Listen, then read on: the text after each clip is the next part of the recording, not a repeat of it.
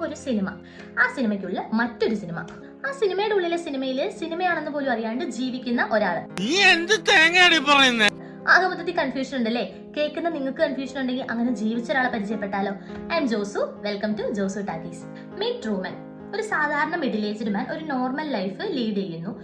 Truman അറിയാതെ തന്നെ അവന്റെ ജീവിതം ലക്ഷക്കണക്കിന് ആളുകൾ കണ്ടുകൊണ്ടിരിക്കുകയാണ്. അവന്റെ ജനനം തൊട്ട് അവന്റെ കുഞ്ഞു കുഞ്ഞു സ്റ്റെപ്പുകൾ തൊട്ട് his life is telecasted like an entertainment show.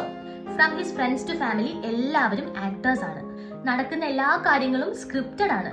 എല്ലാ സീനും സെറ്റപ്പ് ആണ്.